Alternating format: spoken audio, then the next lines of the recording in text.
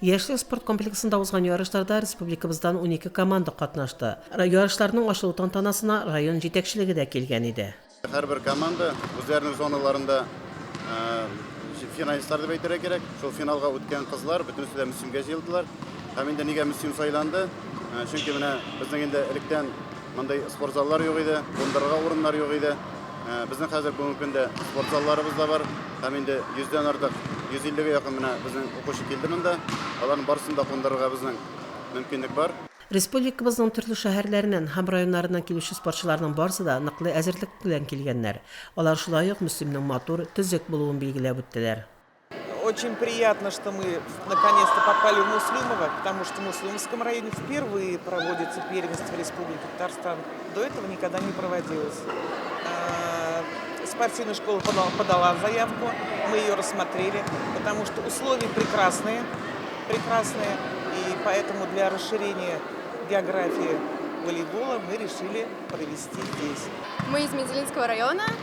Мнение пока что очень хорошее до игры. А так, надеюсь, что все пойдет хорошо, что ничего не изменится, что также будет интересно. Мы из Мензелинского района и надеемся, что сегодня будет все без травм, все будет на позитиве. Мы очень хорошо общаемся с другими командами и надеемся, что эта дружеская атмосфера будет сохраняться как на поле, так и за ним. Первый раз мы приехали в Муслимово.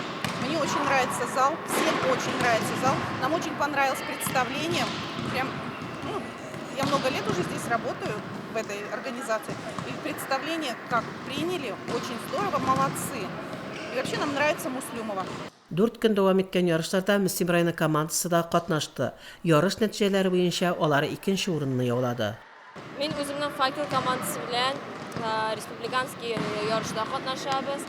Безнең теләкләребез инде 1нче урын алырга һәм матур итеп уеннарыбызны күрсәтергә, чөнки без 2 ай әзерләндек ярышка.